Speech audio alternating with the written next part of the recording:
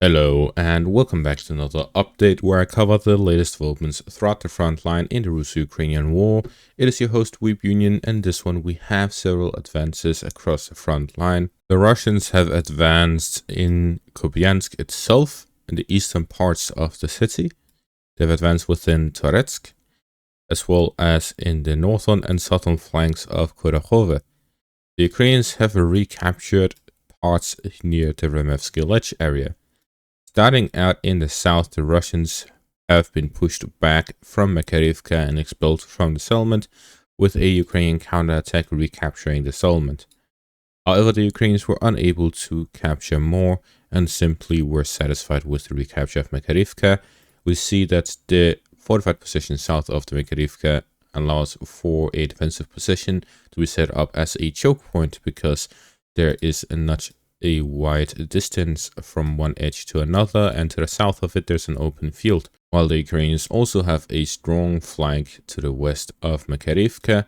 Therefore they are relying on the defensive positions there. However, the Russians have broken through some of their positions here to the west by the capture of Rifnopil and fighting over Novodarivka, so they may choose to flank Makarivka entirely, avoiding the battle over the settlement, and move directly towards Storosheve instead. Moving on to the eastern direction, the Russians have advanced into and gained a foothold within the southern outskirts of Trudove. With this, fighting has reached the next settlement north of Boryavlenka, and the Russians are moving on to the river line itself, where the objective may be to connect the two sides directly from the road southwest of Uspinivka through Trudova towards Uspinivka, and from Dalnie down to Uspinivka. At the same time, the Russians have captured half of the fortified positions east of Ilinka, as they move continuously from the eastern direction as well. To prevent a quick and organized withdrawal of the Ukrainians, the Russians are attacking both flanks at the same time for an encirclement maneuver, while at the same time pushing directly from the east. This is a combined effort by the Russian forces in both directions to inflict as many casualties as possible on the Ukrainians who are located within this pocket. The Russians don't need to capture Uspinivka, as that would cause a physical encirclement, and all of the forces within the pocket would thereby have to fight to the end or surrender, where an army that is defending their country is significantly more likely to fight than surrender. But at this current point, no one can really tell. Instead, it is much more likely that the Russians would instead leave a gap, as they always have, to inflict heavy losses on the Ukrainians during a withdrawal, which will also have the same impact in terms of surrender. Whether you're completely encircled or operationally encircled, you tend to, if you are willing to surrender in either case, because there is a large risk in withdrawing from an operational encirclement.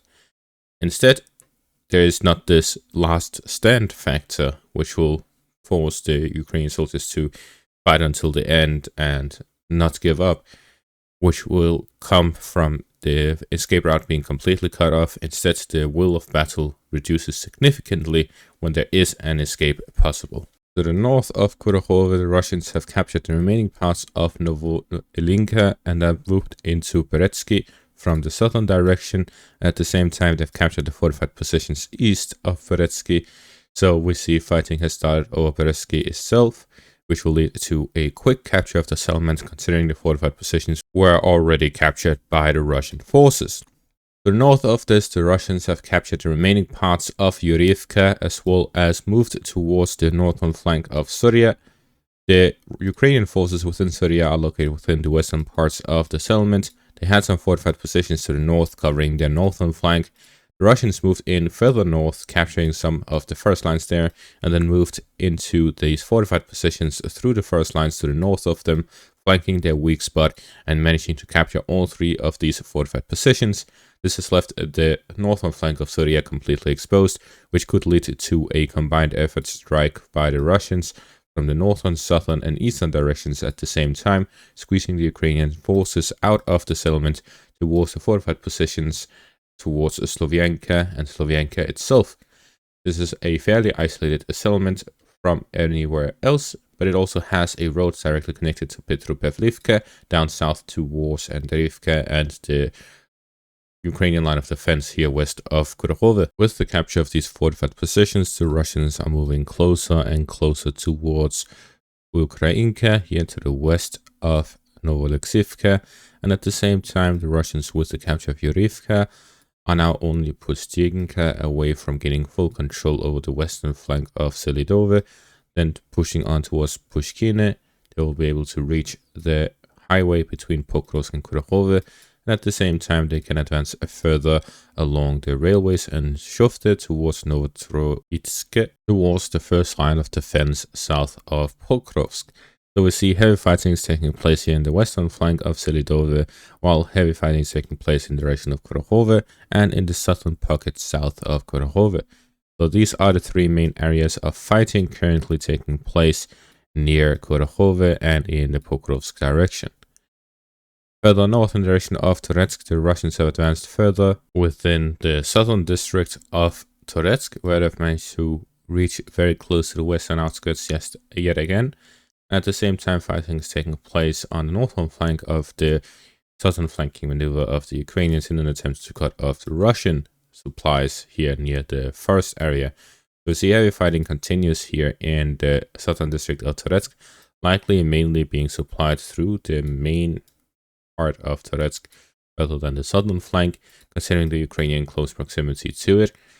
Therefore, we see that the back and forth here in the Toretsk direction continues, and there is no clear outcome to the battle yet. Despite the recent Ukrainian counterattacks, the Russians have not completely lost their momentum here within Toretsk itself. This geolocated footage confirms the recent Russian advance. Some may argue that, well, what if the Russians never captured these parts and were never pushed back, and then the Ukrainians were simply fighting in the eastern edges, and now that they were pushed back again, this is the new Russian offensive, and they were never there, but now they are there. Well, in the end, everything is geolocated. The Russians managed to enter the southeastern outskirts of the southern district of Toretsk at the end of August. 2 months later, they were geolocated in the western parts of it. Then a couple of weeks later, the Ukrainians were first geolocated here in the western parts, recapturing parts of it. Then in the southern parts about here, and then in the northern parts around here. That means complete recapture of it. And then now the Russians were first geolocated yet again here in the eastern parts, and now in the western parts. So they are back in the western parts of Toretsk.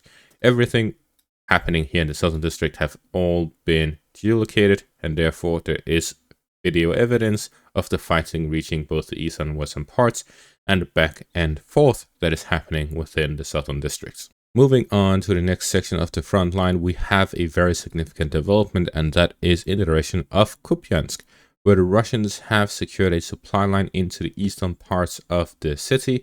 It has allowed the Russians to gain a foothold within the settlement itself, the industrial area, the warehouse area, and the residential area in the eastern parts. Taking a look at Kupyansk as a whole, there is the eastern parts and the western parts. When the Ukrainians captured the western parts of Kupyansk back during the Kharkov offensive 2 years ago, the Ukrainians first captured the western parts, and they had to spend some time consolidating their positions before they were able to cross the river and get into the eastern parts of Kupyansk as well. It is likely that a similar case will happen with the Russians if they are to capture the eastern parts of Kupyansk, and that is that they will have to capture it and then consolidate their positions before they're able to properly cross over.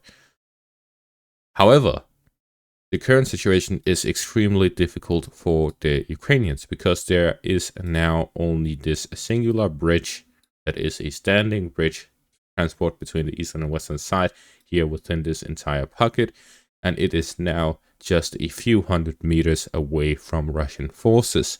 This means no one can use it unless they want to be within the scope of Russian riflemen. Naturally, pontoon bridges can be set up anywhere. However, with the close proximity of Russian forces to the Uskar River line, the Ukrainians will have a very difficult time supplying the forces within the eastern part of the Uskar River line here east of Kupyansk. That means that Putin's statement that 15,000 Ukrainian soldiers were encircled near Kupyansk may be true. If the Ukrainians do have 15,000 soldiers here on the eastern bank of the Oskar River line, it is a very, very extremely bad situation for the Ukrainians. Because the Ukrainians are already suffering from a manpower shortage. That means that they can't simply send reinforcements to hold the western bank of the Oskar River line if the ones in the eastern bank are wiped out. If we take a look at the deployment map, what we can see is here near Kupyansk, the Ukrainians have the 3rd Tank Brigade here on the western bank near the Vorishna.